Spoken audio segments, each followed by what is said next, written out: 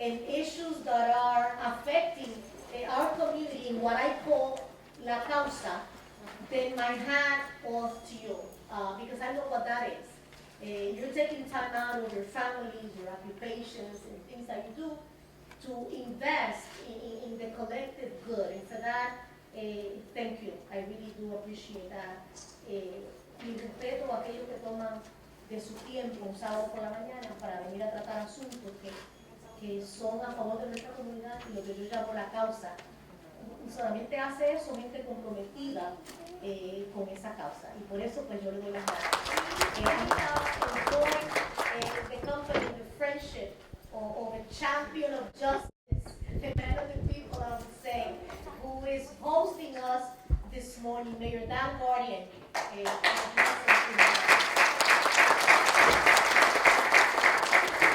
If you're not from Atlantic City, welcome to my hometown, Atlantic City. We are very proud. At the last census, Atlantic City's population is 32% Latino, and we know that it's growing. I don't think there's anyone that will not be surprised at the next census in 2020 that we will be a Latino community, our majority. And we're very proud of that. We're proud of all of the Latinos that make up Atlantic City. It continues to grow. We love the cultural diversity of our community. I want to thank this organization 3 years ago that helped endorse me and helped me run for mayor. It was tough in this city. It's 10-1 Democrats to Republican. I'm a Republican here, so it was really going door to door, and it was working with the community. It was making sure that we registered people and gave them safe passage into the voting booths or gave them a vote by mail, and made sure that the vote by mail actually got delivered. So I do thank you. Since that time, I want to let you know that I have been very concerned that Atlantic City, something I can control, is representative of our community. And so you'll see that although we've had some terrific financial problems in the last year or two because of closing of casinos and losing about 3/4 of all of our tax bases, that you'll see that we're paving the roads and fixing the streets and lowering the crime. But what I did want to say today is what I'm very proud of is we realized that the imbalance for leadership in the city was not there when it came to Latinos. And so when we decided to promote police officers, we had to freeze on all police and firemen until I was able to get Latino and black officers. And every officer promoted since I've been mayor has either been a Latino or black, a man or woman of color. We have 27 police officers that are now at the academy. More than 40% of them are Latinos, 30% are Asian and Indians, 30% are African Americans, and that's what reflects our community. That's how we get to grow, and then the burden now I'm going to pass to them in 5 or 10 years to make sure that they continue and that you're not looking for a quota or percentage. It just becomes natural. We hope you're still here in 5 and 10 years. Well, you can be assured my next 2 appointments, both to the Housing Authority and to the Planning Board, will both be Latinos. That have made those commitments. I thank you for coming. I'm very concerned. Jobs have been a concern of ours. I was able to put together a group of people that had expertise in helping people find jobs, not training, actually job placement. We started in April, and as of Friday, we have placed 350 Atlantic City residents in job, and no one for less than $10 an hour with health benefits, and of that, 35% are Latinos. So I want to tell you that I'm very committed to all members of our community, and certainly Latinos are part of our community.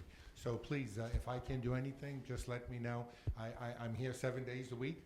I work long hours. I start at 6. I get home about 10 o'clock at night. I'm very happy at my job. I have the worst job in New Jersey. I can tell you that because of the financial difficulties here, but I love every minute of my job. I wake up happy in the morning. I go to bed happy at night. And 5 things that I think is critical to make sure that your children, your grandchildren have a better life than you have. Number one, get over the cultural differences of not sending your kid to school before kindergarten. Get over that. And if it's a financial concern, find a way around it. We have Head Start programs.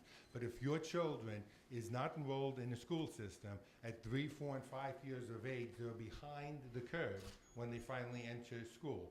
And then make sure that by 4th grade that you keep on them so that they have the reading skills in the 4th grade and the math skills in the 4th grade to be at the state average. If you can achieve that, they have almost 100% chance of graduating from high school. In Atlantic City, I've raised that $300,000. I'll raise another $300,000 next year to make sure that every Atlantic City resident that wants to go to county college, we pick up the tab for them to go to county college. But education is how we're going to push ourselves forward.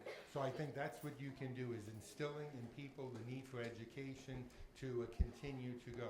And education doesn't necessarily mean college. It certainly means the skills of electrician. I'm sure these guys out here are making about $140 an hour on a holiday weekend laying a roof on City Hall. And that's a very wondrous job. Every job is valuable in the country, but I think that's very important. The next part is we need to unite the Latino community and stuff. We can't keep on saying we're from the DR or from PR or from Central America or Mexico and things, because you have incredible power in the voting booth and you have an incredible voice, but not when you're all speaking differently and things. Once we unite the Latino community, you will have what no one else has. I have to tell you that I was very active in the Catholic Church from the time I was an altar boy straight on. And then I dropped out for about 15 years because I was upset with decisions that the church had made. And not this Pope, the last Pope. When I was reading, I read about this guy from Argentina, and I read about a gentleman that was a cardinal in Lagos in Nigeria.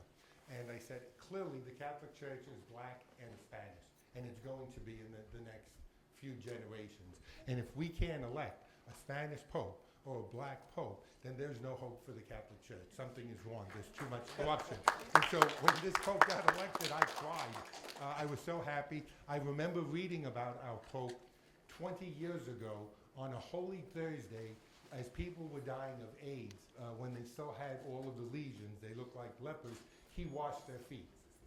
And I was thinking, he's in the wrong business and stuff, because the Catholic Church isn't protected. There are other concerns for him. But he spoke out, he did the right thing, it's wonderful to see. So the country is moving ahead, the world is moving ahead, and we need to realize it.